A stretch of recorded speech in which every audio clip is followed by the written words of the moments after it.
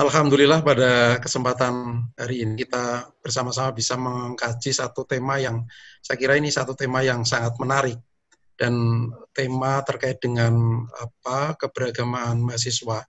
Ini di Balai Litbang Agama Semarang merupakan satu rangkaian dari kajian kami di Balai Litbang Agama Semarang terkait dengan fenomena keberagamaan masyarakat dewasa ini, yaitu radikalisme.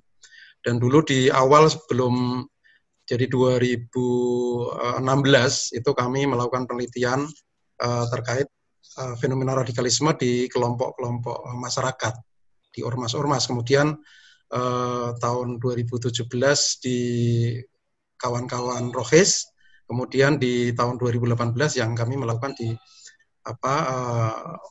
kalangan mahasiswa. Nah, ini Prof. Nurhedi ini salah satu yang mengawali, memberi wacana dan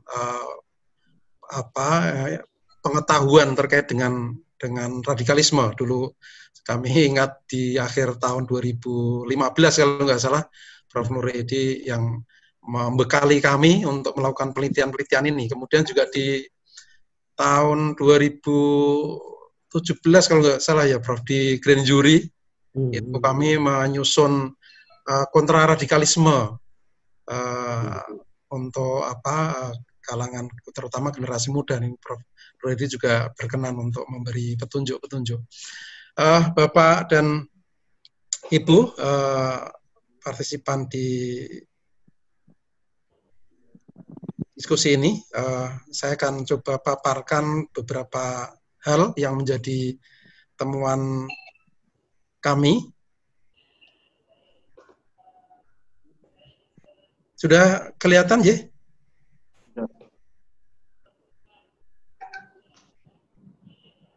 Kelihatan.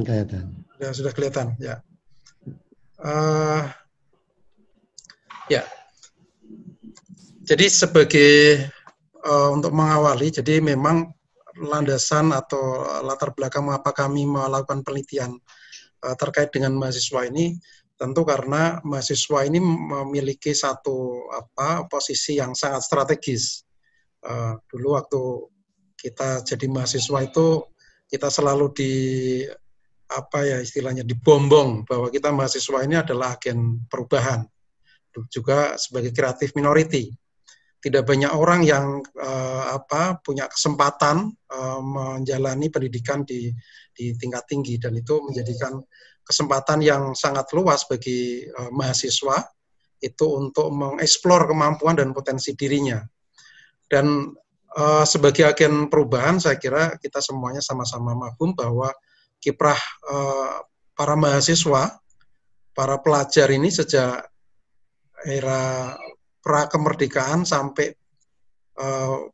tonggak sejarah bangsa kita yang terakhir kemarin reformasi itu selalu berada di momentum-momentum itu, misalnya di kebangkitan nasional, Sumpah Pemuda sampai proklamasi, kemudian perpindahan dari Orde Lama ke Orde Baru, gitu kan, peristiwa Malari tahun 74, kemudian yang terakhir menjadi bagian dari people power di reformasi 99. Jadi tentu saja harapan masyarakat, harapan banyak orang terhadap kelompok masyarakat terhadap mahasiswa ini sangat luar biasa itu. Tetapi di sisi yang lain ternyata banyak penelitian, banyak kajian yang kemudian juga menemukan bahwa posisi mahasiswa ini juga ternyata rentan terhadap ancaman radikalisme, terutama terkait dengan gerakan keagamaan. Ini penelitian-penelitian dari LIPI, kemudian White Foundation, Al-Farah, dan seterusnya, ini juga menunjukkan itu, termasuk beberapa kasus terorisme yang kemudian diungkap oleh aparat keamanan, ini ternyata beberapa pelakunya adalah dari kalangan mahasiswa. Ini beberapa hasil penelitian yang mungkin cukup penting untuk cerminan kita terkait dengan kondisi mahasiswa. Jadi penelitian yang dilakukan oleh White Foundation tahun 2016 ini agak cukup membuat kita harus prihatin. Jadi meskipun angkanya kecil, tapi dalam konteks Indonesia ini akan terhitung menjadi cukup besar. Ada 0,4% dari penduduk Indonesia yang pernah melakukan kekerasan, kemudian 7,7% bersedia bertindak radikal bila ada kesempatan. Ini satu angka yang dalam konteks Indonesia tentu sangat perlu diwaspadai dan menjadi perhatian kita semua. Meskipun kabar baiknya sebagian besar masyarakat kita masih menyatakan Pancasila, Bhinneka Tunggal Ika, NKRI, dan Undang-Undang Dasar 45 masih sesuai. Jadi 82,3% ini menyatakan PBNU, Pancasila, Bhinneka Tunggal Ika, NKRI, dan Undang-Undang Dasar 45 masih sesuai dengan Indonesia. Dan 67,3% mendukung nilai dan mekanisme demokrasi. Kemudian penelitian dari survei Lembaga Kajian Islam dan Perdamaian, LAKIP, tahun 2011, ini juga cukup memprihatinkan kita. Hampir 50% pelajar setuju tindakan radikal. Data itu menyebut 25% siswa dan 21% guru menyatakan Pancasila tidak relevan lagi. Kemudian 84,8% siswa dan 76,2% guru menyatakan penerapan syariat Islam di Indonesia. Kemudian juga yang menyatakan setuju dengan kekerasan untuk solidaritas agama mencapai 52,3% siswa dan 14,2% membenarkan serangan bom. Ini temuan yang perlu untuk menjadi perhatian kita semua. Al-Farah dan Mata Air Foundation di tahun 2017 ini juga melakukan survei yang hasilnya 23,5% mahasiswa dan 16,3% pelajar mendukung perjuangan negara Islam untuk penerapan ajaran Islam yang lebih kafah. Kemudian 18,6% dan mahasiswa dan 16,8% pelajar memilih ideologi Islam lebih tepat untuk Indonesia. Data-data ini saya kira menjadi cukup penting untuk menjadi perhatian kita, dan kita akan coba melihat bagaimana kondisi keberagamaan mahasiswa kita.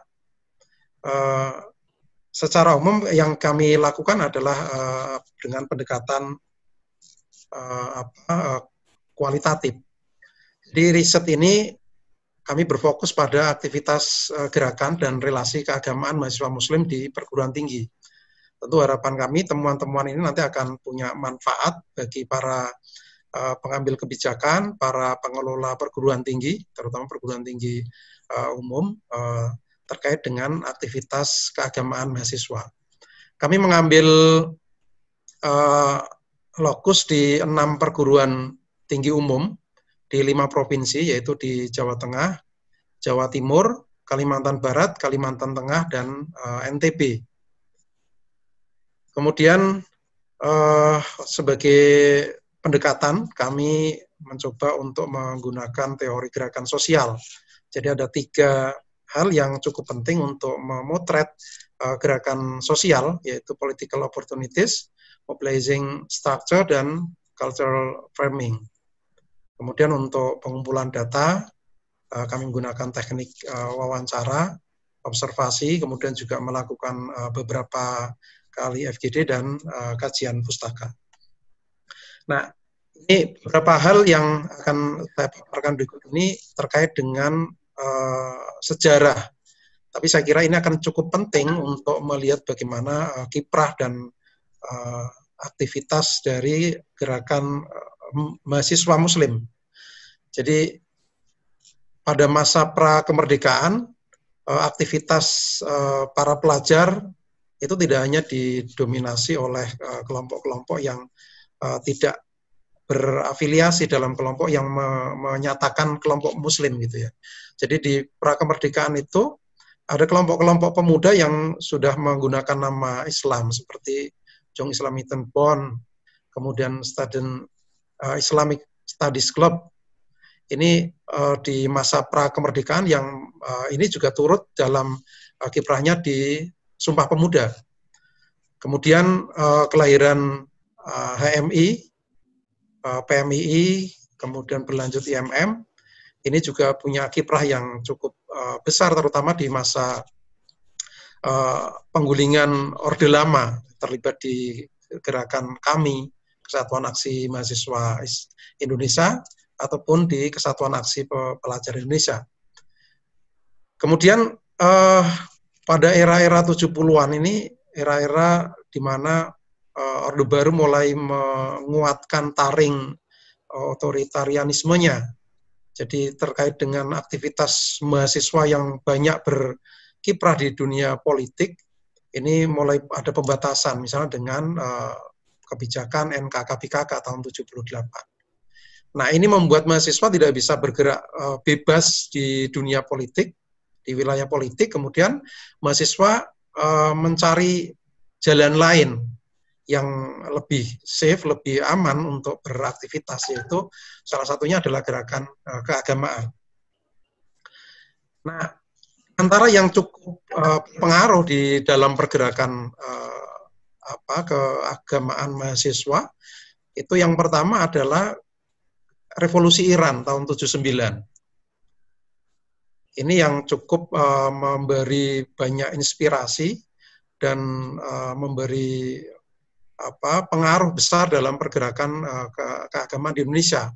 Jadi tahun-tahun 80-an ini mulai banyak di kampus-kampus para pemerhati Islam ini membaca pikiran-pikiran Ali Syariati, kemudian Murtada Mutahari, kemudian Imam Khomeini sendiri, yang ini cukup banyak dan sangat laris di kalangan mahasiswa, terutama di kalangan mahasiswa Muslim yang aktif di pergerakan. Sekalipun ya di tahun 84 MUI kemudian juga bereaksi negatif bahwa Syiah berbeda dengan Ahlussunnah. Tapi ini tentu konteksnya ada di dalam konteks Orde Baru. Kemudian pengaruh berikutnya yang juga penting adalah gerakan Ikhwanul Muslimin. Di tahun 80-an pemikiran-pemikiran Rashid Ridho, Hasan Al-Banna, Said Qutb ini sangat marak juga di Indonesia, terutama terkait dengan modernisasi pendidikan Islam. Yang ini kemudian juga menjadi semacam acuan bagi gerakan keagamaan kampus. Maka kemudian di kampus-kampus itu muncul gerakan-gerakan keagamaan seperti usroh, kemudian halaqah, tarbiyah gitu yang diawali di Masjid Salman dan Salahuddin. Nah, tahun-tahun 80-an ini menjadi puncak dari depolitisasi mahasiswa. Jadi termasuk munculnya undang-undang tentang organisasi kemasyarakatan yang mengharuskan asas tunggal Pancasila. Dan ini juga berpengaruh ke kalangan aktivis keagamaan mahasiswa. Jadi dari asas tunggal Pancasila ini juga sempat menjadikan HMI itu pecah menjadi HMI Dipo dan HMI MPO. Kemudian sikap yang diambil oleh PMII ini mengikuti patronnya NU yang menetapkan kebijakan untuk kembali pada Khitoh 26, yaitu tidak terlibat dalam politik praktis. Dan ini memungkinkan kemudian kawan-kawan di PMII melakukan pengembangan di wilayah intelektualitas dan civil society, pendampingan ke kelompok buruh, petani, nelayan, dan seterusnya. Kemudian pengaruh yang ke IMM di kawan-kawan Ikatan Mahasiswa Muhammadiyah ini juga mengikuti patron di organisasi Muhammadiyahnya, menerima asas tunggal ini sebagai strategi dakwah. Dan ini memungkinkan kawan-kawan di IMM ini mengembangkan keorganisasian. Terutama kalau di perguruan tinggi yang lain itu ada senat mahasiswa saat itu, maka di perguruan tinggi Muhammadiyah IMM itulah senatnya. Nah, ini memungkinkan kemudian ketika tidak aktivitas-aktivitas politik ini terbatasi, mereka malah bisa mengembangkan keorganisasiannya. Jadi larangan kegiatan politik, tapi di sisi yang lain aktivitas keagamaan ini mendapatkan ruang. Dan ini yang kemudian menjadi political opportunity bagi gerakan keagamaan di kampus. Jadi gerakan dakwah di kampus ini tahun 80-an kemudian menjadi sangat marak. Kemudian satu fenomena yang cukup besar juga dalam kaitannya dengan perlawanan terhadap Orde Baru dalam konteks Islam ini adalah gerakan jilbab di sekolah dan kampus.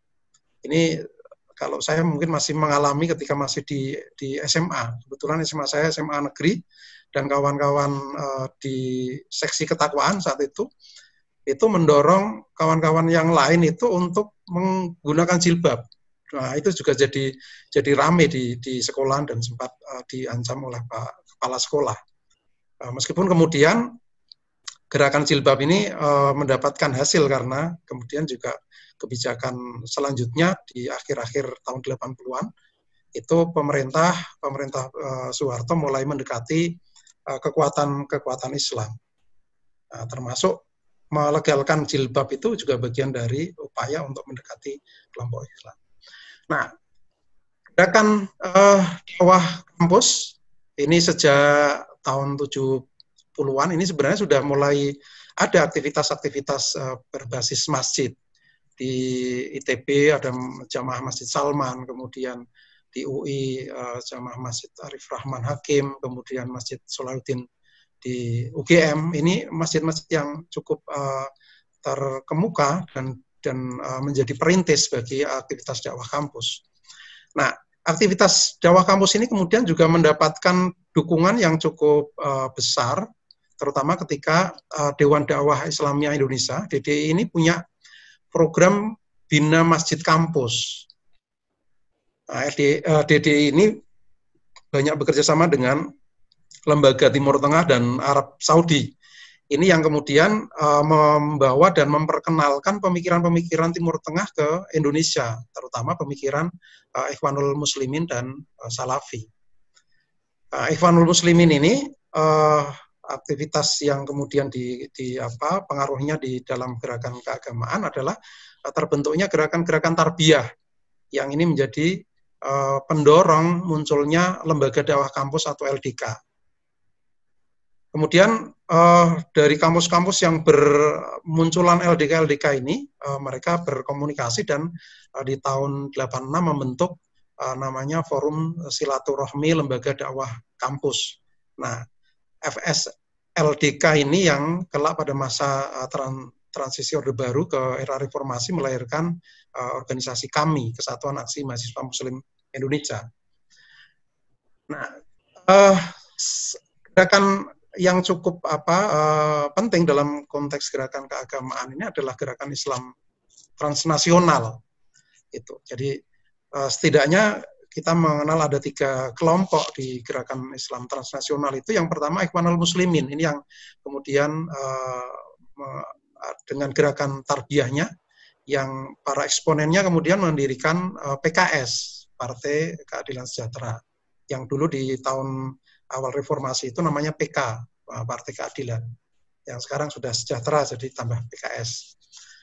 Kemudian Salafi Wahabi, ini yang bersifat non politis dan mereka punya kecenderungan aktivitasnya di lingkup aktivitas dakwah. Kemudian satu lagi yang transnasional ini adalah Hizbut Tahrir, yang di Indonesia mendirikan Hizbut Tahrir Indonesia. Ini mengangkat ide-ide khilafah. Itu. Nah, di masa Orde Baru ini hanya menonjolkan gerakan transnasional ini belum begitu nampak terlihat karena mereka hanya menonjolkan aktivitas pembinaan keagamaan. Ikhwanul Muslimin terutama menggarap kampus, kemudian Salafi ini kemudian di tahun 80, 90 itu kemudian memulai mendirikan pesantren-pesantren Salafi sebagai basis gerakan. Kemudian yang HTI ini umumnya masih berada di bawah tanah, yang ketika nanti reformasi itu baru kemudian menunjukkan eksistensinya. Nah, gerakan keagamaan pada masa era reformasi ini tentu dimulai pada era reformasi yang didahului dengan krisis moneter tahun 97. Kita masih mengingat tragedi Trisakti, kemudian juga tuntutan masyarakat yang diakhiri dengan penyerahan kekuasaan Pak Harto ke Pak Habibie tanggal 21 Mei 98. Nah, posisi LDK ini yang kemudian melahirkan Kesatuan Aksi Mahasiswa Muslim Indonesia atau KAMI. Ini dimunculkan, didirikan, dideklarasikan pada Kongres FSLDK di Universitas Muhammadiyah Malang tahun 98. Nah, posisi LDK ini tidak hanya dari kelompok Ikhwanul Muslimin saja pengaruhnya, tetapi juga masuk pengaruh Hizbut Tahrir yang awal-awalnya itu berdasarkan beberapa kajian ini dimulai di kampus-kampus di Bogor tahun 82, yang kemudian melalui jejaring LDK ini tersebar ke kampus-kampus lain di Jawa dan Makassar atau Sulawesi Selatan. Nah, friksi di LDK ini menjadikan tarik ulur antara kelompok Ikhwanul Muslimin atau kelompok Tarbiyah dengan Hizbut Tahrir. Ini yang kemudian membuat di LDK itu pecah. Jadi FSLDK ini berafiliasi ke gerakan Tarbiyah, sementara satu kelompok lagi yang memisahkan dari itu menggunakan nama Badan Koordinasi LDK. Ini yang berafiliasi ke kelompok-kelompok tahriri. Nah, HTI ini punya problem yang berkelanjutan karena di tahun 2017 dengan ide-idenya khilafah itu kemudian dia anggap melanggar ideologi dan hukum negara di Indonesia dengan mengangkat ide-ide untuk mengganti sistem negara. Jadi tahun Juli 2017 status badan hukumnya dicabut oleh pemerintah. Nah, gerakan keagamaan Muslim di kampus umum ini pada umumnya ada di sebagai leading sektornya itu ada di LDK, lembaga dakwah kampus. Ini menjadi bagian dari lembaga intrakampus di bawah BEM atau DEMA. Nah, nama LDK ini ada macam-macam, banyak yang menggunakan nama LDK, tapi ada juga yang menggunakan nama lain seperti Badan Kerohanian, kemudian Majelis Taklim atau Jemaah Masjid. Tetapi intinya sama bahwa lembaga-lembaga di bawah BEM atau DEMA ini melakukan aktivitas dakwah di lingkungan kampus. Ini yang terkait dengan lembaga di intrakampus. Kemudian gerakan mahasiswa yang Muslim yang di ekstra kampus, ini kelompok-kelompok lama tentu juga masih aktif di dunia kampus seperti AMI, PMI, IMM, kemudian Himmah itu juga aktif di kampus-kampus umum. Himmah ini khas di Mataram di Nusa Tenggara Barat, karena Himmah ini patron lembaga ormasnya adalah Nahdlatul Wathon yang khas di NTB. Kemudian ada juga kelompok-kelompok lokal, artinya kelompok-kelompok ini ada di kampus di lingkungan kota atau kabupaten itu, tetapi tidak di kota lain belum tentu ada. Itu Gema Pembebasan, itu ada di Surakarta dan Malang. Kemudian di Malang itu juga LDI, itu kelompok mahasiswa LDI itu juga cukup besar. Kemudian di Surakarta itu ada Ikatan Mahasiswa MTA, IMMTA. Kemudian di Surakarta juga kawan-kawan di Salafi yang aktif di kampus juga banyak, dan ini juga membuat jamaah sendiri juga di lingkungan kampus. Kemudian di Mataram itu ada PSG,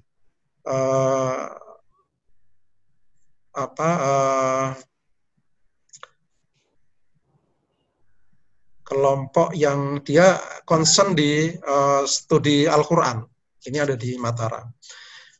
Nah, selain kelompok-kelompok itu juga muncul kelompok-kelompok yang baru, utamanya ini tercatat pasca reformasi itu, yaitu kami, kemudian ada Yuk Ngaji, ini juga gerakan yang juga cukup masif, kemudian One Day One Juz, ini juga cukup banyak yang aktif terlibat di kegiatan itu.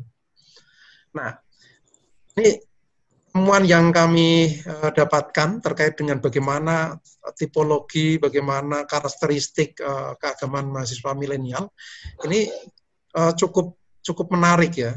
Kita coba merumuskan beberapa di antaranya. Yang pertama, karakteristik mahasiswa milenial ini, mereka memilih trendy. Gitu. Jadi kita ketemu dengan kawan-kawan yang aktif di LDK, di kami di HMI dan seterusnya, itu mulai ada wacana-wacana yang memperdebatkan begitu antara jilbab kemudian dengan hijab, gitu kan. Jadi kalau jilbab itu ya itu hanya biasa, belum sampai level yang dianggap bagi sementara kawan-kawan di mahasiswa itu masih belum meningkat. Nah, kalau mau meningkat itu levelnya nanti hijab. Gitu. Hijab dianggap lebih baik. Nah, nanti yang level berikutnya itu kawan-kawan yang mengenakan cadar, dan itu dianggap sebagai kesadaran yang sudah lebih tinggi lagi.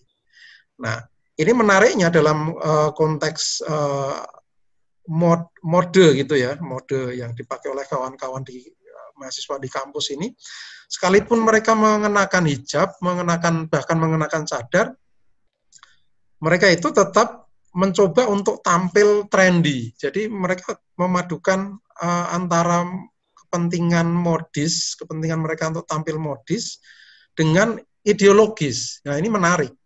Jadi saya bercadar, saya berhijab, saya pakai jilbab besar gitu, tetapi saya juga harus tetap tampil modis. Gitu. Antara menutup menjalankan perintah yang menurut mereka adalah harus menutup keseluruhan aurat itu, iya, tetapi saya juga harus tampil trendy sebagai seorang muda begitu. Ini juga terlihat di kostum antara kostum agama. Kalau orang-orang mungkin akan menganggap kostum agama itu baju koko, gamis gitu ya. Nah, ini sekarang sudah lagi anak-anak muda yang aktif di gerakan itu tidak lagi memilih pakaian-pakaian yang terlihat kuno begitu. Jadi cingkrang bukan lagi pilihan. Kalaupun misalnya cingkrang itu di bawah dikasih karet itu, sehingga jadi tampilnya modis gitu. Jadi bukan lagi pilihannya di situ. Mereka pakai jaket, pakai kaos, t-shirt yang modis dengan tulisan-tulisan Islam atau dari hadis misalnya manjada wajada dan seterusnya. Nah, itu pilihan di kawan-kawan muda mahasiswa sekarang. Gitu. Kemudian medan kajian juga tidak lagi mereka hanya berfokus di masjid. Mereka juga masuk di ruang-ruang seminar, kos, juga dimasuki pantai, gunung, gitu kan. Mereka melakukan kegiatan rihlah ke pantai, nanti di sana misalnya sepeda santai atau apa, nah nanti di tujuan nanti ada pengajian, ke gunung berkemah nanti ada pengajiannya gitu kan. Kemudian juga tentu anak-anak muda ini sangat familiar untuk menggunakan media online. Gitu. Kemudian karakteristik berikutnya terkait dengan pilihan bacaan. Ini saya kira nanti Prof. Edi tentang buku literasi keagamaan milenial itu mungkin penting nanti untuk bisa disampaikan di sini. Jadi pilihan bacaan ini pada umumnya kawan-kawan di aktivis gerakan mahasiswa ini lemah di literasi buku. Mereka banyak mengakses online dibandingkan membaca buku. Mereka lebih suka mengakses di YouTube yang terkait dengan ustadz-ustadz yang menjadi idola mereka. Kalaupun kemudian membaca buku, itu ada beberapa pilihan di antara mereka itu misalnya buku manual keagamaan. Jadi saya pengen tahu sholat yang benar itu seperti apa. Nah, mereka cari itu.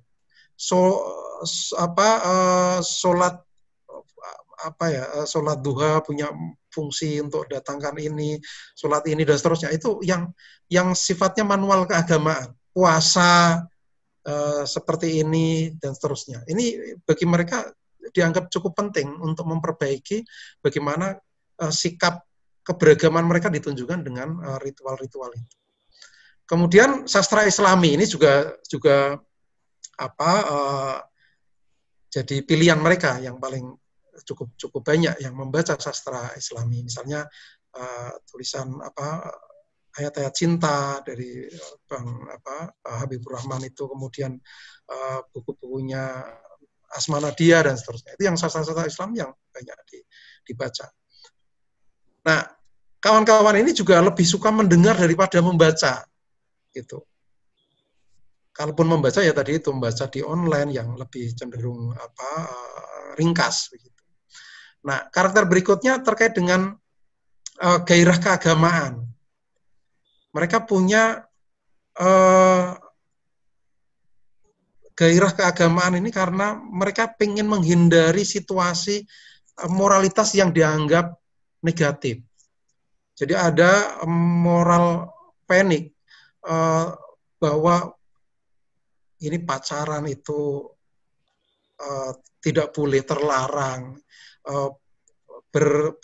berhubungan begini-begini nggak boleh dan seterusnya. Nah, terutama sekali ini masalah di pacaran ini menjadi hal yang cukup penting dan menarik bagi kawan-kawan mahasiswa gerakan di mahasiswa ini. Jadi moralitas ini menjadi hal yang sangat dikritik oleh mereka, dan ketika mereka beraktivitas di aktivitas keagamaan ini adalah diantaranya untuk menghindari situasi moralitas itu. Kemudian yang kedua, gairah keagamaan ini juga dimunculkan karena keinginan untuk mengikuti ajaran sunnah. Saya harus mengikuti apa yang dicontohkan oleh Rasul dan para salafus saleh. Gitu. Maka kemudian kajian-kajian fikih populer ini jadi penting. Termasuk isu cadar, kemudian juga bagaimana perilaku sehari-hari gitu.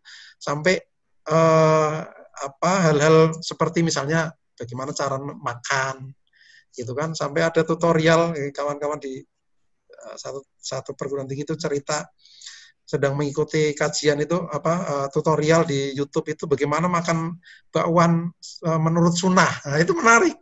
Jadi kalau makan bakwan itu biasanya kan kita makan bakwannya kita pegang pakai tangan kanan, lomboknya gitu, cabenya kita pegang tangan kiri. Nah, itu tidak sunnah karena masih pegang makan pakai tangan kiri. Maka cara makan bakwan yang menurut sunnah benar itu pegang bakwannya, kemudian cabenya itu diselempitin di jari tangan kanan juga gitu. Jadi nanti makan bakwan, kemudian baru gigit cabenya. Nah, itu tutorial makan bakwan sesuai sunnah. Nah, kayak gitu itu juga jadi menarik bagi kawan-kawan milenial ini gitu. Kemudian karakteristik pemahaman keagamaan pada umumnya ya kecenderungan tekstualis ya, mengikuti teks seperti apa, dan ketika kita ajak diskusi lebih mendalam terkait dengan konteks, terkait dengan tafsir, mereka memang cenderung kurang memahami itu. Kemudian lebih perhatian mereka terkait dengan keagamaan ini pada aspek moralis. Jadi kritik terhadap perilaku yang dianggap tidak sesuai dengan ajaran agama, seperti kritik kepacaran, hubungan laki-laki dan perempuan, gitu kan. Istilah-istilah kawan-kawan ini yang cukup populer, misalnya virus merah jambu itu untuk menandai pacaran atau percintaan. Gitu. Kemudian juga pemahaman keagamaan yang cenderung revivalis. Jadi mereka mendukung ide-ide syar'i atau syariah gitu. Jadi ini harus apa yang kita lakukan ini harus yang syar'i gitu. Tadi makan makan bakwan itu. Beberapa hal yang terkait dengan tipologi atau karakteristik. Kemudian ini tipe keberagamaan yang kita coba temukan ada dari berbagai kalangan gerakan di mahasiswa ini. Ada 4 tipe sekurang-kurangnya ya, dan ini tentu tipe-tipe ini akan saling bersinggungan satu sama lain. Jadi ada kelompok yang punya kecenderungan agamis tradisionalis.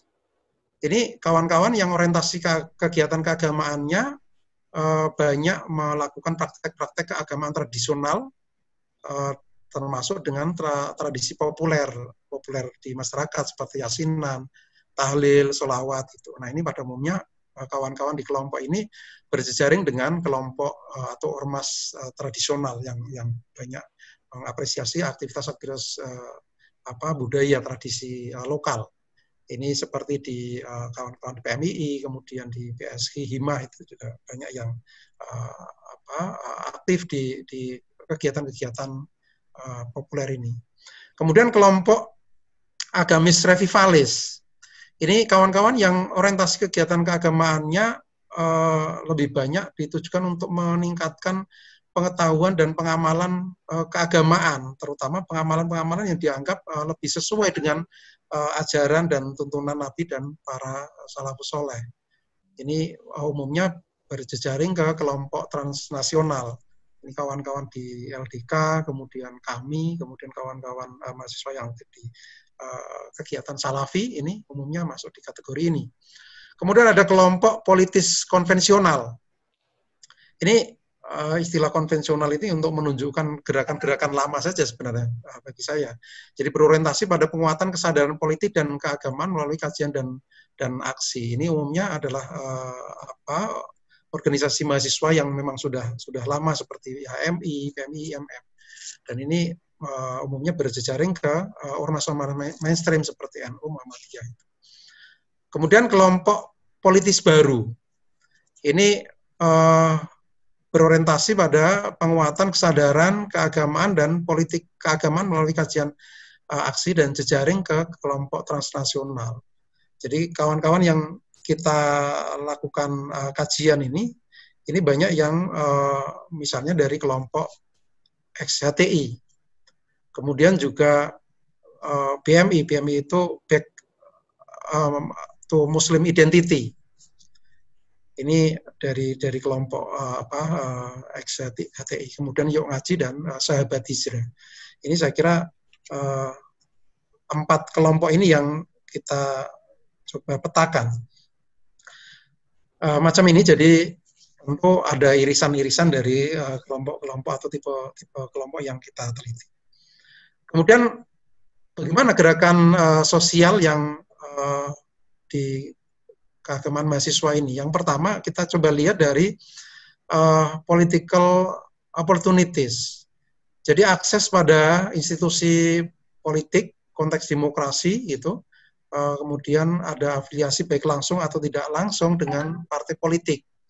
Kemudian dukungan lembaga kampus, perebutan kuasa kampus, peraturan kampus, ini semuanya dimanfaatkan oleh kawan-kawan untuk bagaimana mereka berkembang, bagaimana mereka mengembangkan diri dan mengembangkan organisasi.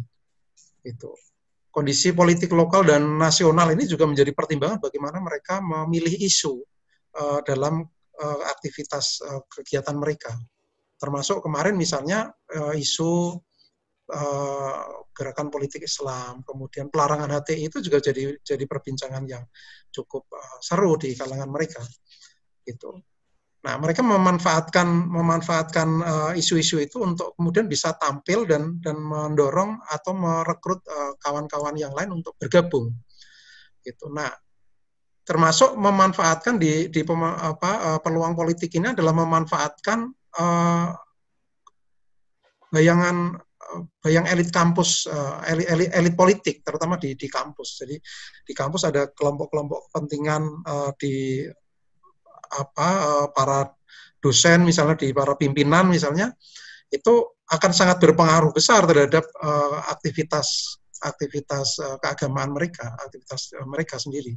Gitu. Jadi kalau kelompok mana yang kemudian nanti memenangkan politik di kampus, itu dia akan melindungi atau bahkan mungkin akan meminggirkan kelompok keagamaan ini, misalnya gitu. Ini mereka akan memanfaatkan itu. Kemudian memobilisasi potensi internal. Ini sistem rekrutmen dan pengkaderan ini juga cukup menarik. Jadi di kawan-kawan di kampus, terutama lembaga dakwah kampus sebagai lembaga intra kampus, ini melakukan rekrutmen ke mahasiswa baru. Ini mereka ada proses-proses semacam diklat di internal mereka. Jadi kemudian ada pengkaderan, kemudian ada personal yang mereka pilih untuk menjadi kader. Jadi ketika aktivitas satu lembaga di dakwah kampus ini berjalan, itu tidak kegiatannya berjalan untuk umum, tetapi ada pengkaderan-pengkaderan yang sifatnya personal, yang sifatnya khusus. Jadi kemudian nanti ada kelompok-kelompok yang itu menjadi semacam senior-senior yang punya otoritas. Bahkan secara mudahnya pengurus yang menjadi pengurus LDK saat itu menjadi pengurus itu juga bisa jadi tidak mesti punya kekuasaan yang lebih besar dibandingkan seniornya.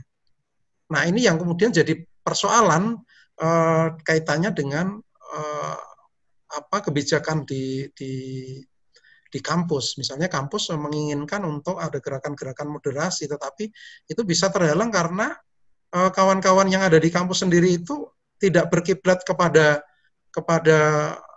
dosen agamanya atau dengan pembina kemahasiswaannya, tapi mereka malah lebih patuh kepada para seniornya. Nah, ini jadi persoalan. Kemudian antara agamis dan politis ini maksudnya jadi begini, aktivitas untuk memobilisasi keanggotaan ini di wilayah di perguruan tinggi umum ini lebih banyak memilih aktivitas yang terkait dengan agama dibandingkan politik. Kebetulan kami juga, meskipun di perguruan tinggi umum, kita juga punya informasi dan data-data yang terkait dengan perguruan tinggi Islam. Jadi misalnya di UIN. Nah, kawan-kawan di UIN ini, seperti kawan-kawan PMI, IHMI itu banyak yang aktivitasnya bernuansa politis.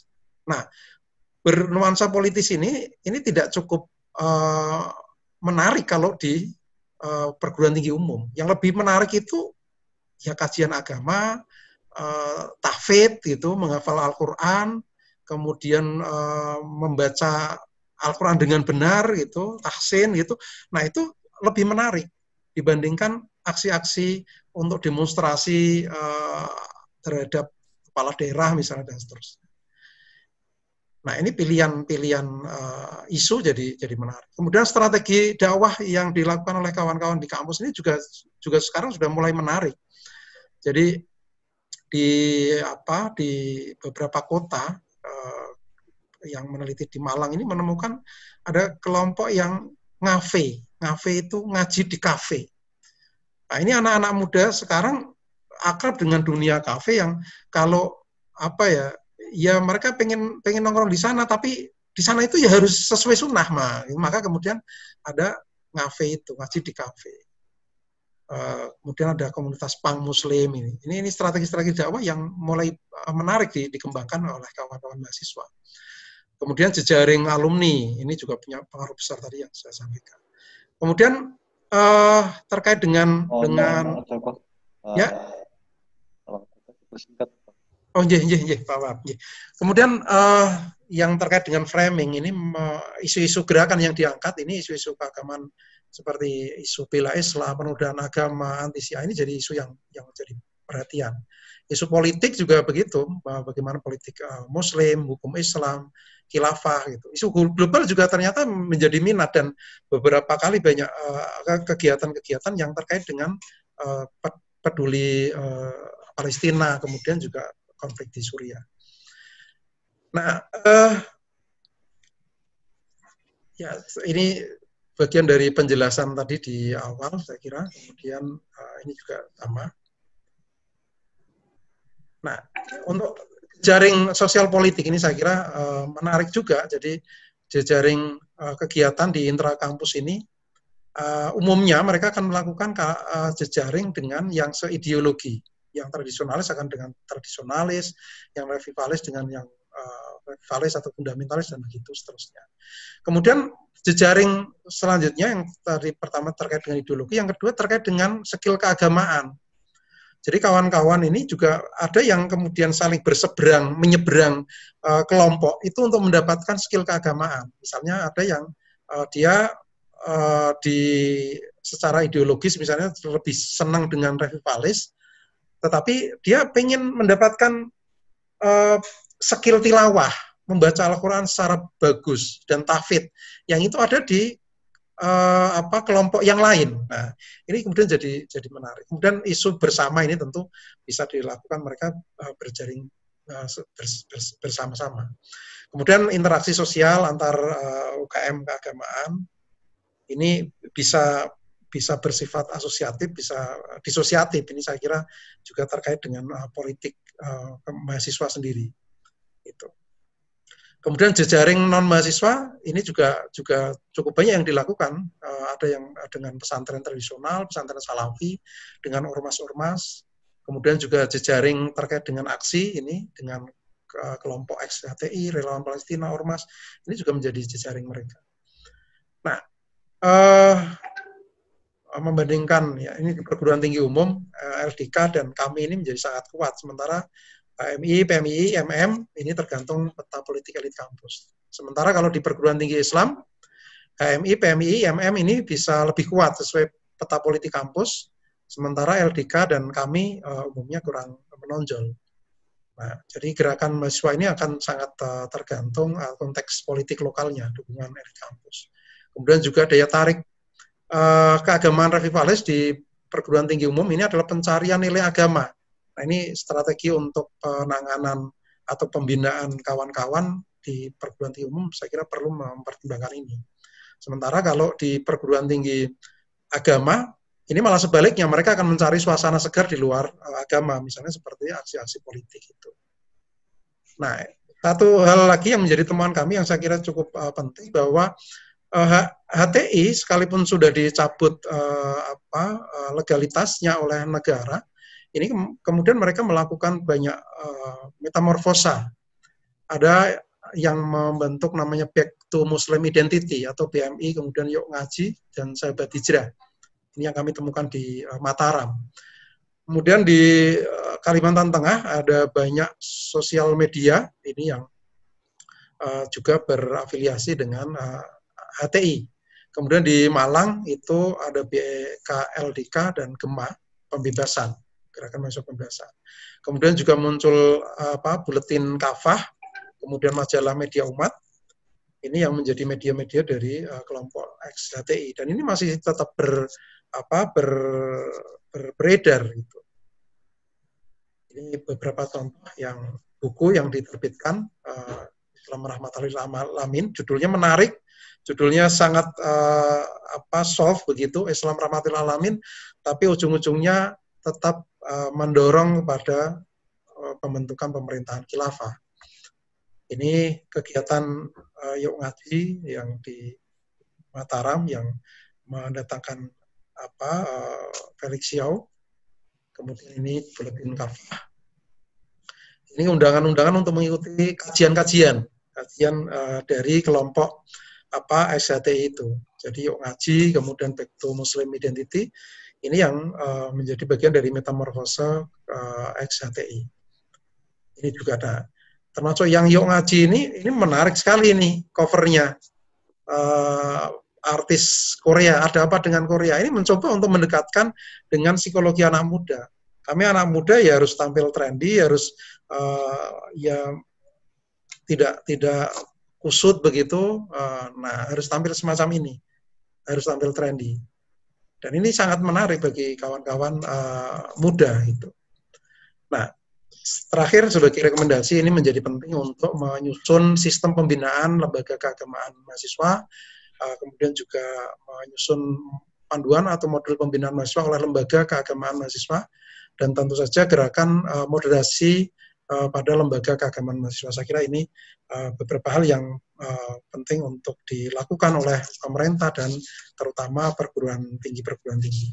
Demikian Pak Wahab dan Prof. Hedi. Terima kasih.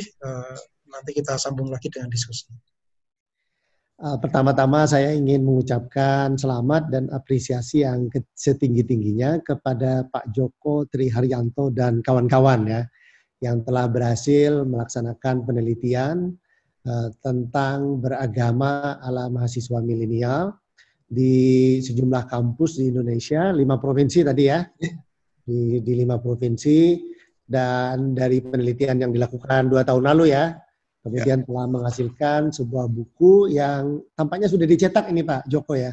Ya, dicetak oleh Litbang Diklat Press. Agama ala mahasiswa milenial. Itu sebuah pencapaian yang bagus sekali dan tentu saja memberikan kontribusi penting untuk memahami dinamika gerakan keagamaan di kalangan mahasiswa di Indonesia. Dan juga tadi rekomendasi yang disampaikan juga saya kira penting untuk diperhatikan oleh para pemangku kepentingan, rektor, dekan, kemudian juga pejabat-pejabat yang terkait dengan pendidikan Islam di Kementerian Agama, kemudian di Kementerian Pendidikan dan Kebudayaan, dan seterusnya. Saya kira ini sebuah sumbangan yang sekali lagi penting secara akademik juga secara praktis ya, terutama tadi membantu kita memahami dan memetakan perkembangan gerakan keagamaan di kalangan mahasiswa di Indonesia. Tapi saya juga ingin mengatakan bahwa sebenarnya penelitian Pak Joko ini, sebagaimana tadi dipresentasikan itu menurut saya terlalu ambisius. Ya, ini kan seperti menggabungkan 2 atau 3 tema sekaligus gitu. Risikonya memang ada ya. Beberapa bagian penggabungan tema itu nggak tersambungkan dengan baik. Ya misalnya di awal-awal saya memahami ini kan semacam riset sejarah, bagaimana sejarah untuk memahami bagaimana sejarah aktivisme keislaman di kalangan mahasiswa di Indonesia. Ya kan tadi mau dirujuk, ditarik ke belakang sejak tahun 1947 yang menandai tahun kelahiran HMI. Kemudian juga PMII beberapa tahun setelah itu, lalu EMM, dan bagaimana bertransformasi gerakan-gerakan ini seterusnya berkembang di seluruh kampus di Indonesia. Lalu tahun 70-an Dewan Dakwah masuk mengembangkan sebuah kampanye untuk mengislamkan Indonesia melalui anak-anak muda yang belajar di perguruan tinggi. Muhammad Nasir waktu itu sebagai ketua Dewan Dakwah yang gagal di dalam merevitalisasi Masyumi memilih kampus-kampus yang terkemuka di Indonesia itu sebagai target kampanyenya. Dia percaya bahwa kalau mahasiswa-mahasiswa yang belajar di ITB, di UI, di UGM, di UNAIR, Undip ya, itu sudah terislamkan, maka langkah berikutnya tidak terlalu sulit lagi untuk mengislamkan Indonesia secara keseluruhan. Itu tesis dari Dewan Dakwah. Nah, didukung oleh Saudi Arabia, berkembanglah gerakan Islam kampus ya, berkembanglah kursus Islam intensif ya, yang dulu dipelopori oleh Ahmaduddin Abdurrahim di ITB. Kemudian itu menjadi prototipe dan model bagi pengembangan gerakan keislaman di kalangan mahasiswa di seluruh Indonesia. Tentu dengan masuknya Dewan Dakwah ke kampus itu juga sekaligus membawa semacam titipan dari sponsor-sponsornya. Itu menumpang di dalam kampanye Dewan Dakwah untuk menyebarkan Islam di kampus-kampus itu pertama Ikhwanul Muslimin. Ya karena tokoh-tokoh Dewan Dakwah yang belajar Ikhwanul Muslimin di Saudi Arabia, di Mesir tahun-tahun 70-an itu ya yang belajar di Saudi Arabia dan di Mesir misalnya tahun 70-an itu langsung berkenalan dengan tokoh-tokoh ikhwan yang lari dari Saudi Arabia. Muhammad Qutub misalnya, adik dari Said Qutub itu kan mengembangkan halaqah daurah di sekitar Universitas Muhammad Imam bin Abdul Wahab di Mekah misalnya. Kemudian di Masjidil Haram, belakangan di Masjidil Nabawi mereka mengembangkan ideologi ikhwan itu, menyebarkan ideologi ikhwan.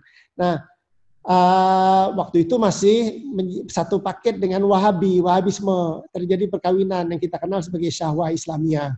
Nah, ini memengaruhi apa yang dikembangkan oleh Dewan Dakwah. Nuansa politis ikhwannya itu ketara, tapi juga nuansa puritanismenya itu juga tampak ya, karena tadi sebenarnya syahwah Islamiyah yang berkembang tahun 70-an sampai 80-an pertengahan itu di Saudi Arabia sebenarnya itu perkawinan dari Ikhwanul Muslimin dan Wahabi. Dan itu termanifestasi di dalam arah gerakan yang dikembangkan oleh Dewan Dakwah di Indonesia. Nah, lalu kita semua tahu bahwa benih yang ditanamkan oleh Dewan Dakwah itu terus tumbuh, kemudian mendukung perkembangan dari tadi ya Forum Silaturahmi Lembaga Dakwah Kampus, LDK itu di seluruh Indonesia. Berkembang itu sejak tahun 80-an kan sudah berkembang, kemudian terus sampai kejatuhan rejim Soeharto itu bertransformasi menjadi gerakan tarbiyah kami ya di kampus Kesatuan Aksi Mahasiswa Muslim Indonesia, belakangan menjadi PKS, Partai Keadilan, kemudian bertransformasi lagi menjadi Partai Keadilan Sejahtera dan seterusnya. Itu sejarah aktivisme keislaman. Tentu tahun 80-an, 90-an itu menumpang juga masuk ke Indonesia juga Hizbut Tahrir Indonesia. Ya, numpang juga melalui pintu yang sama kurang lebihnya. Karena Saudi tidak menyukai pengaruh yang terlalu kuat dari Ikhwan, sejak tahun 80-an pertengahan Saudi membuang unsur-unsur Ikhwan dan menekankan keutamaan simbol-simbol dan komitmen yang tinggi terhadap pemurnian ajaran Islam. Nah, itu yang kita saksikan dari gerakan-gerakan jenggot itu, Salafi. Salafi itu non politis karena Saudi kan tadi khawatir dengan perkembangan Ikhwan, lalu dia buang unsur politiknya, dia bilang ya udah kalau mau beraktif di dalam gerakan keislaman itu yang penting kita melaksanakan syariah sehari-hari dengan konsisten, berkomitmen menjalankan ajaran tauhid, terbukti dari komitmen kita kepada al-wala wal bara, lalu mengadopsi simbol-simbol Islam, ya jalabiyah, lihiyah dan isbal dan seterusnya itu niqab bagi perempuan. Nah, itu yang kita saksikan sebagai gerakan Salafi. Tadi HTI dari Australia sebenarnya tracknya itu. Datang seorang tokoh dari Australia di IPB, dulu di pesantren Imam Al-Ghazali kalau nggak salah di Bogor itu, lalu dia juga berkesempatan untuk mengembangkan pengaruhnya di Institut Pertanian Bogor, meluas ke ITB, ke UI, dan akhirnya ke seluruh Indonesia. Nah, ya itu kan sebenarnya saya ingin mengatakan peta yang semua sudah kita tahu. Everybody knows. Bahkan saya kira riset-riset awal tentang aktivisme keislaman di kalangan mahasiswa di kampus universitas di Indonesia itu dilakukan oleh teman-teman dari Litbang Keagamaan. Saya ingat itu, buku-buku yang awal itu ditulis oleh Abdul Aziz dan kawan-kawan ya. Lalu kemudian Pak Imam Tolha, ya kan? Pak Imam Tolha. Lalu Nur Hayati Jamas.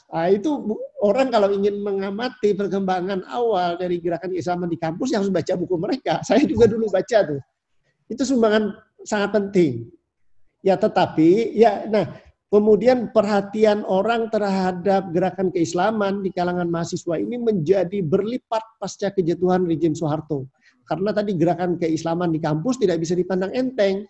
Itu melahirkan kami yang aktif melakukan demo-demo, ya. Bahkan mendukung kelahiran Partai Keadilan dan Sejahtera tadi, mengakselerasi perkembangan gerakan tarbiyah di kampus-kampus.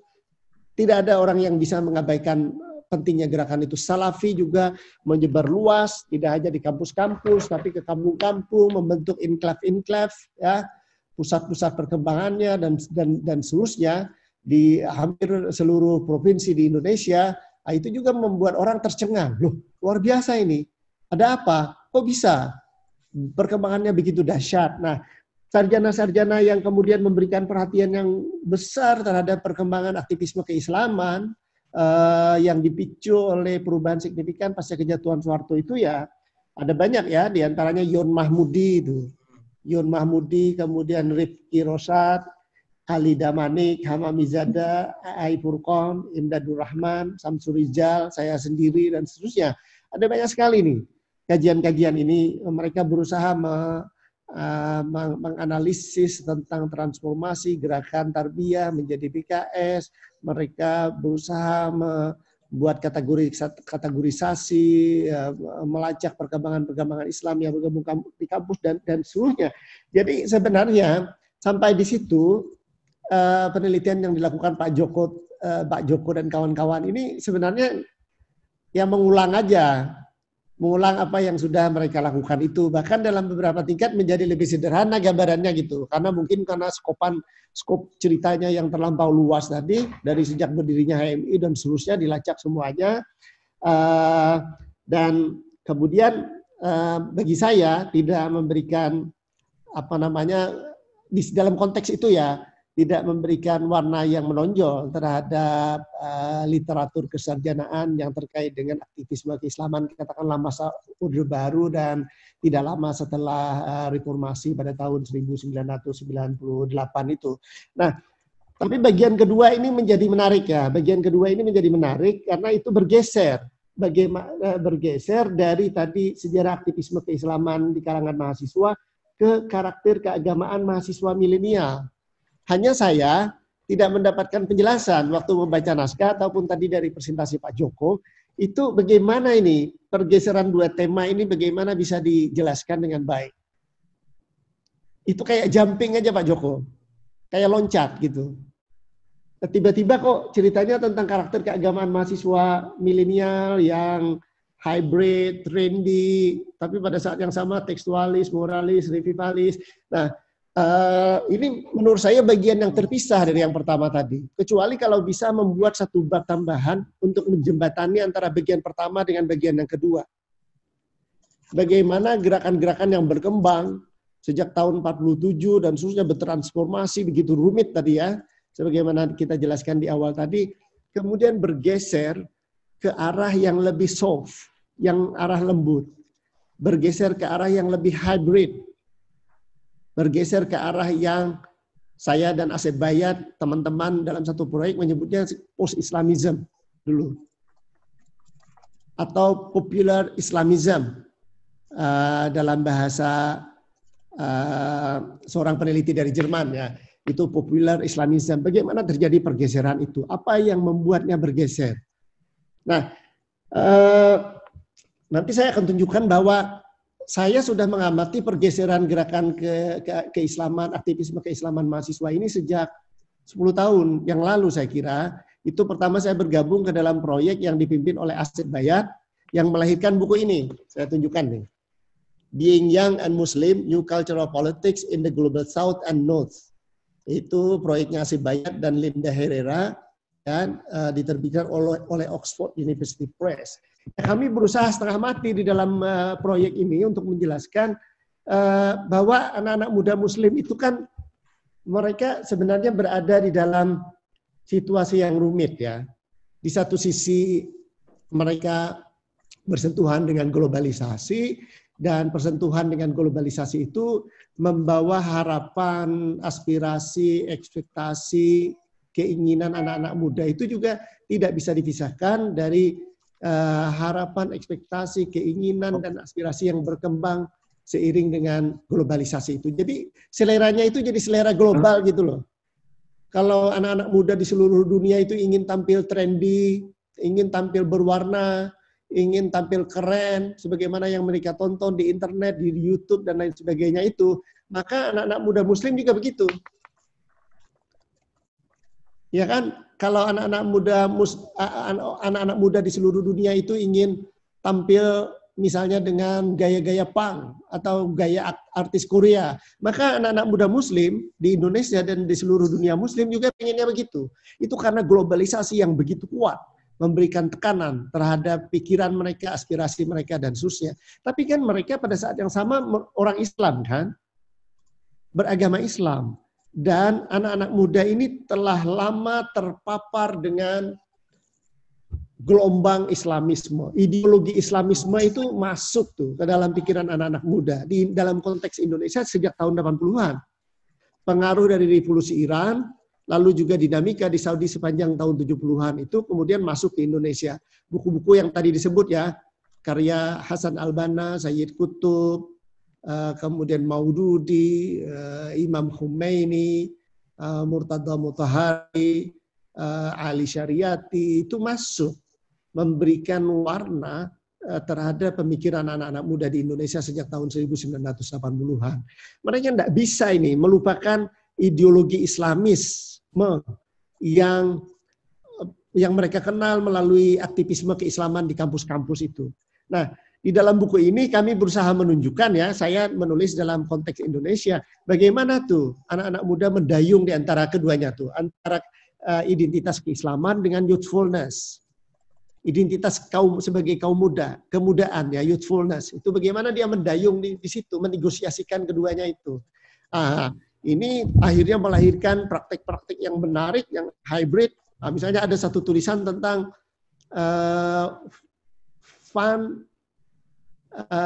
fundamentalism. Bukan fundamentalism ya, fundamentalism ya, tapi fundamentalism. Jadi bagaimana musik metal itu dikombinasikan dengan gagasan ideologis fundamentalisme itu. Musiknya metal, tapi syairnya itu syair-syair yang sangat Islamis itu. Syair-syair yang fundamentalis, bagaimana Islam itu mengalami dekadensi dan kita harus bangkit menyelamatkan Islam dari ketertinggalan gitu. Satu tulisan yang sangat bagus di situ judulnya Fundamentalism.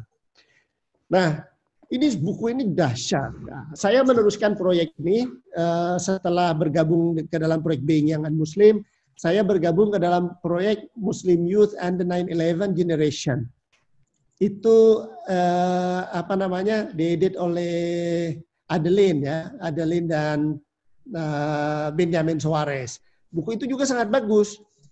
Yang judulnya itu tulisan saya Funky Teenagers Love God, remaja funky cinta ilahi. Ya intinya tadi bagaimana mereka menghadapi dilema, tapi juga ada kreativitas, menegosiasikan antara yang global dengan yang lokal, menegosiasikan antara komitmen kenegaraan dengan komitmen keislaman, komitmen kebangsaan dengan komitmen keislaman, menegosiasikan antara komitmen sebagai anak muda ya yang ingin tampil trendy dengan komitmen sebagai orang Muslim yang terikat dengan doktrin-doktrin dan lain sebagainya. Itu Funky Teenagers Love God. Dan kami juga setelah itu kan masih terlibat di dalam beberapa termasuk Youth Identities and Social Transformation and Modern Indonesia. Identitas kaum muda dan transformasi sosial di Indonesia modern. Itu bagus sekali bukunya juga, diedit oleh Catherine Robinson. Saya menulis tentang apa sih sebenarnya daya tarik ideologi Islamis itu. Kenapa dia bisa dikonsumsi anak-anak muda? Kenapa anak-anak muda banyak yang terpukau dengan ideologi Islamis? Sebenarnya itu bukan cerita karena mereka misalnya ingin mengubah Indonesia menjadi negara Islam, ingin mendirikan khilafah. Enggak, kalau menurut pendapat saya enggak. Itu kan anak-anak muda yang galau aja itu. Yang galau, yang frustasi tentang masa depan, yang melihat bahwa tidak ada harapan yang terlalu cerah tentang masa depan mereka. Nah, di tengah kegalauan itu datanglah ideologi Islamis yang bersifat utopian, yang bersifat utopis itu tadi. Nah, ini kan menawarkan tentang kejayaan, menawarkan tentang kehebatan. Nah, itu kan bagi anak-anak muda yang galau tadi ya ini menarik gitu. Padahal ya mereka sebenarnya bukan sama sekali ingin khilafah itu kembali ditegakkan, tapi bagaimana mereka berusaha meraih kembali identitas, bisa mengklaim ruang di tengah situasi yang berubah dengan cepat. Nah, itu dengan jelas saya gambarkan di dalam tulisan saya di dalam Youth Identities and Social Transformation in Modern Indonesia. Selanjutnya riset kami tentang literatur keislaman generasi milenial itu yang fokus melihat bagaimana bacaan anak-anak muda Muslim Indonesia itu bergeser dari yang tadinya berat ke ideologi ya, buku-buku karya Hasan al-Banna, Sayyid Qutb, Murtada Mutahari, Imam Khomeini yang dibaca oleh generasi 70-an, 80-an, itu sekarang nggak ada lagi yang baca itu. Saya memperhatikan waktu itu kalau nggak salah di perpustakaan itu terakhir dipinjam, menurut catatan di belakang buku itu kan ada. Ya kan, misalnya buku Hasan al-Banna itu terakhir dipinjam kalau nggak salah 98. Terakhir dibaca artinya gitu loh, menurut catatan yang ada di situ. Nggak lagi anak-anak muda itu cirinya karena memang hybrid tadi ya, mereka nggak suka yang berat-berat. Ideologi yang ingin mengubah negara itu bagi mereka terlalu berat. Akhirnya mereka, ya oke lah, ada komitmen terhadap keislaman, tapi komitmen ini dinegosiasikan dengan keinginan mereka untuk tetap jadi anak-anak muda. Anak-anak muda yang trendy, colorful, dan seterusnya itu. Nah, ini secara menjelaskan dinamika beragama di kalangan anak-anak muda. Karena mahasiswa itu tergolong anak-anak muda, apalagi yang milenial kan yang lahir sejak tahun 80-an itu, saya kira secara teoritis mestinya apa yang saya sampaikan tadi bisa dibaca itu. Kemudian bisa diterapkan dalam banyak tempat di dalam buku ini. Nah, alih-alih kemudian yang membuat kacau buku ini adalah penggunaan teori gerakan sosial. Kalau mau teori gerakan sosial, oke gitu. Ayo kita secara serius dan konsisten menggunakan teori gerakan sosial. Teori gerakan sosial itu kan dasarnya adalah rational choice, ya, pilihan rasional. Jadi teori gerakan sosial itu mesti menganggap orang-orang yang terlibat di dalam gerakan kontentious. Selalu tekanannya ada gerakan kontentious, gerakan perlawanan. Ya, orang-orang yang aktif di dalam gerakan perlawanan terhadap kemapanan, terhadap negara, karena itu dipakai teori gerakan sosial. Kalau nggak ada unsur kontentiousnya nggak bisa dipakai teori gerakan sosial itu. Harus kita baca ada unsur kontentious, perlawanan itu. Nah, jadi teori gerakan sosial itu menggunakan tadi rational choice teori pilihan rasional, menggambarkan orang-orang yang terlibat di dalam gerakan perlawanan, entah itu gerakan kemahasiswaan, perlawanan, atau gerakan buruh, gerakan pemuda, atau gerakan politik, dan lain sebagainya, itu sebagai orang-orang yang rasional. Mereka pintar berhitung itu. Kenapa mereka terlibat dalam aksi ini? Untuk apa? Nah, kan nggak ada yang ingin mati konyol kan, bergabung dengan sebuah gerakan itu nggak ada yang pengen mati konyol. Demo misalnya, lalu siap mati itu nggak ada sebenarnya.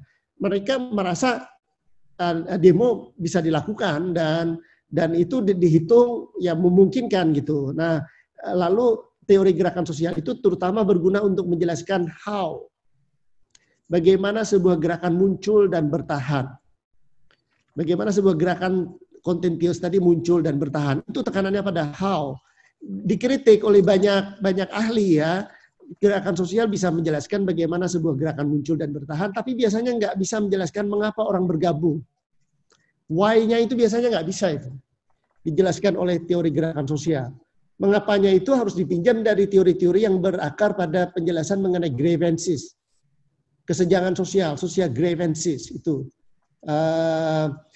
Ya, biasanya kan ada kekecewaan, relative deprivation terhadap situasi yang ada yang membuat orang bergabung. Bisa pengkombinasian antara teori gerakan sosial dengan relative deprivation itu bisa dilakukan sebenarnya kalau mau. Nah, lalu teori gerakan sosial itu ya kalau itu yang dipilih, kemudian fokusnya itu menjelaskan saja bahwa yang pertama, kenapa gerakan yang berusaha melawan kemapanan itu tadi bisa muncul dan berkembang. Maka digunakanlah konsep political opportunity structure, struktur kesempatan politik. Dalam struktur kesempatan politik macam apa? Misalnya kami itu bisa muncul dan berkembang. Kan aneh. Kami itu misalnya atau gerakan HTI, dalam struktur kesempatan politik macam apa dia bisa muncul dan berkembang. Secara logika itu nggak nyampe. Karena HTI yang jelas-jelas menyerukan khilafah melawan establishment di Indonesia itu kok bisa gitu loh, muncul dan berkembang.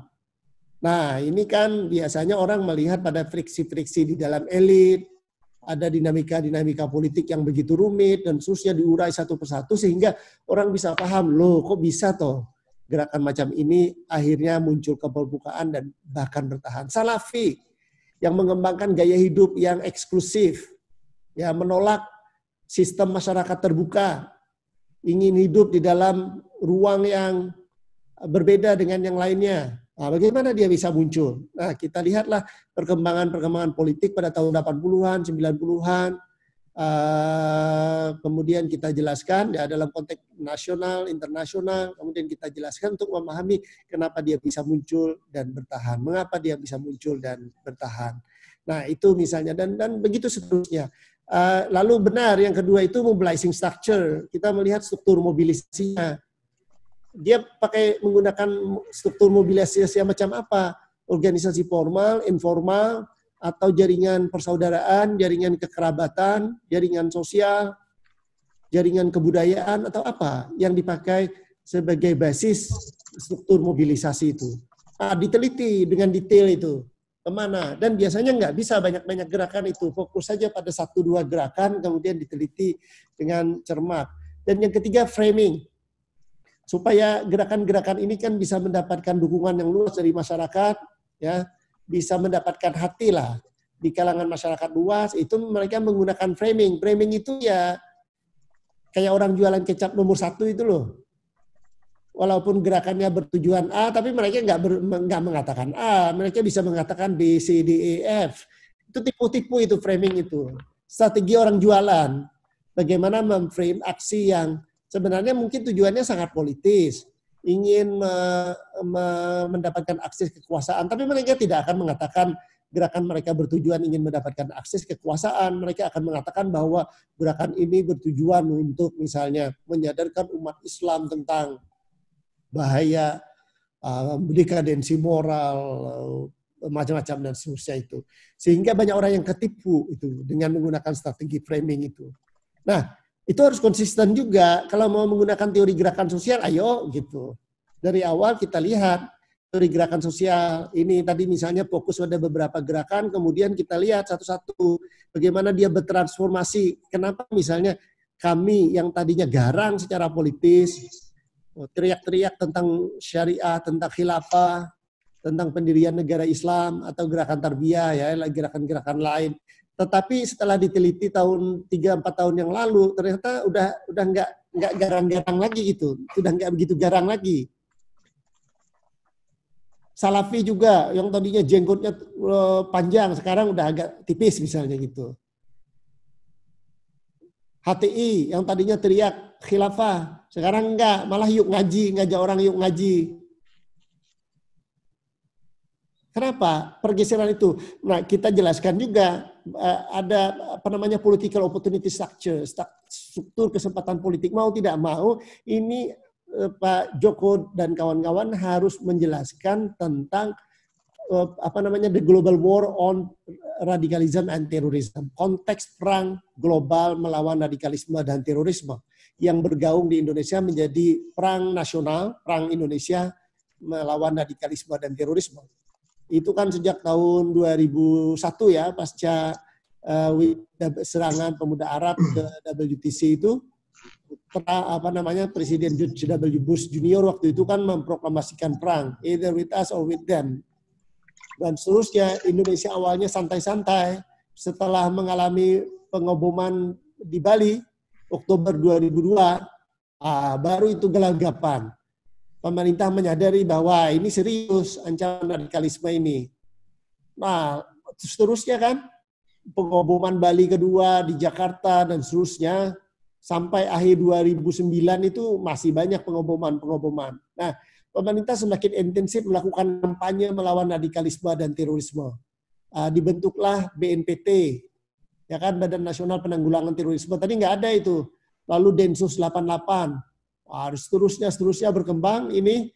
Kemudian organisasi masyarakat sivil juga tidak mau tinggal diam di dalam kampanye melawan radikalisme dan terorisme. NU aktif mengkampanyekan Islam rahmatan lil alamin. Muhammadiyah, Islam wasatiyah, organisasi Islam utama lainnya juga. Akhirnya menurut saya ini konteks yang menjelaskan kenapa gerakan-gerakan Islam di kampus tadi, yang kami, Salafi, HTI, Tarbiyah, macam-macam itu 5 tahun belakangan, 10 tahun belakangan itu bergeser ke tengah itu. Kalau missing konteksnya, tidak dijelaskan konteksnya, kita nggak bisa ngerti kenapa dia bisa bergeser. Itu harus ada konteks yang menjelaskan kenapa terjadi pergeseran itu. Sejauh mana pergeseran itu terjadi, bagaimana pergeseran itu, aktornya siapa dan seterusnya. Ini perlu di-explore lebih jauh ya. Tapi tadi saya kira alih-alih menjelaskan ini, saya nggak paham tuh yang tadi kategori-kategorisasi yang menyesatkan itu, menurut saya itu dibuang ya. Tradisional, konvensional, karena kasihan ya gerakan yang begitu rumit, yang begitu dinamis itu ketika kita masukkan ke dalam kategori tradisional dan konvensional itu udah terkunci dia di situ, nggak bisa bergerak macam-macam lagi. Revivalis, LDK, kami Salafi, nah, tapi kan kita tahu tadi LDK bergerak ke arah yang lebih populer juga kan. Kalau kita patok dia sebagai revivalis, justru bagaimana gerakan yang awalnya revivalis bisa bergeser menjadi ke arah gerakan yang lebih populis misalnya gitu ya. Kemudian politis baru yang ngaji ini bukan sesuatu kategori yang baru ya. Dia kelanjutan belaka dari gerakan-gerakan Islam transnasional yang berkembang di kampus. Tapi memilih strategi baru dalam konteks perubahan ruang publik Indonesia, dalam konteks berkembangnya perang global melawan radikalisme dan terorisme itu. Dia juga ingin tetap eksis, ingin bertahan, nah, sehingga membelokkan narasinya dari syariah khilafah sekarang ke yuk ngaji, sahabat hijrah, dilembutkan gitu supaya mereka bisa berselancar di dalam situasi yang tidak menguntungkan. Teori gerakan sosial masih bisa di sini dipakai, cuman tadi harus konsisten dari awal penjelasannya. Nah, di sini menurut saya yang tidak terjelaskan itu banyak kategori itu tumpang tindih ya. Kalau mereka misalnya anak-anak muda di kampus tadi sudah cenderung hybrid and trendy, maksudnya mengkombinasikan antara yang global dan lokal, ya mengadopsi simbol-simbol globalisasi. Tapi kok karakter pemahaman keagamaannya digambarkan tekstualis, digambarkan moralis, digambarkan revivalis. Menurut saya itu nggak masuk akal. Cara menggambarkannya yang nggak masuk akal. Ya kalau mereka hybrid trendy itu pasti mereka juga nggak tekstualis banget kok. Saya waktu riset 2 tahun yang lalu itu membaca pikiran anak-anak sekolah, anak-anak kampus itu. Ya sudah lain sekali cara mereka menjelaskan tentang Pancasila. Nggak lagi melawan Pancasila, mereka mengakui Pancasila itu harus didukung, tapi bagaimana Pancasila itu bisa dikontekstualisasikan dengan nilai-nilai Islam, atau bagaimana nilai-nilai Islam itu bisa dikontekstualisasikan dengan Pancasila. Mengamalkan Islam itu sama dengan mengamalkan Pancasila, kata mereka. Atau mengamalkan Pancasila sama dengan mengamalkan Islam. Itu sudah, anak-anak muda SMA di Rohis-Rohis itu udah canggih tuh ngomongnya. Pancasila harga mati, iya kami setuju. Tapi Pancasila ini kan harus ada nafasnya Pak, kata mereka. Nafasnya apa? Karena kita sebagai orang Islam, nafasnya keislaman, nilai-nilai keislaman. Ya kita kan rajin beribadah segala macam, itu kan ketuhanan yang Maha Esa kan Pak, gitu. Jadi kami rajin beribadah itu misalnya ya, aktif melakukan pengajian-pengajian itu ya juga dalam konteks melaksanakan Pancasila, sila pertama ketuhanan yang Maha Esa, dan menebalkan komitmen kita terhadap sila kedua kemanusiaan yang beradil dan beradab dan seterusnya. Itu cara anak-anak muda menegosiasikan itu. Jadi kategori-kategori yang banyak dibuat di sini menurut saya rumit. Saya sebagai peneliti merasa ini rumit, harus dilihat ulang karena lebih banyak mempersulit kita yang membacanya. Gimana memahami tadi ya ketika terjadi pergeseran itu ke arah yang trendy, colorful, ke arah yang hybrid, kok pemahaman keagamaannya masih rumit, rigid misalnya gitu. Itu bagaimana, kecuali ada penjelasan yang betul-betul meyakinkan ya bahwa itu memang secara teoritis bisa diterima gitu penjelasannya, tapi memerlukan penjelasan yang panjang di dalam konteks ini. Nah, saya kira komentar saya itu Pak Joko, ini ya biasa aja ya, kalau kita di akademik kan biasa aja komentar-komentar begitu. Sebagaimana saya dengan teman-teman S3 di sini juga kita biasa aja, tapi ini karya yang bagus, karya yang penting. Banyak sekali informasi yang sudah dimuat di sana, banyak sekali data-datanya yang semuanya berharga, pasti didapatkan melalui kerja keras yang luar biasa dari Pak Joko dan kawan-kawan di Balai Penelitian Keagamaan di Semarang. Dan sekali lagi saya apresiasi. Tapi kalau mau naskah ini akan semakin baik, ya, semakin berkelas gitu ya. Tentu mungkin ada revisi, ada usaha untuk memperbaiki, bisa edisi kedua nanti Pak. siap. Itu diperbaiki lalu diterbitkan lagi dengan data yang ada, cuman cara membunyikannya itu loh. Iya. Cara membunyikannya itu yang menurut saya harusnya lebih bernuansa dan itu saja yang ingin saya sampaikan. Mohon maaf atas ya ketidaknyamanan mungkin atau kekurangannya, tapi ini hanya sekedar akademik aja lah, diskusi akademik biasa lah. Ya, terima kasih. Wassalamualaikum warahmatullahi wabarakatuh.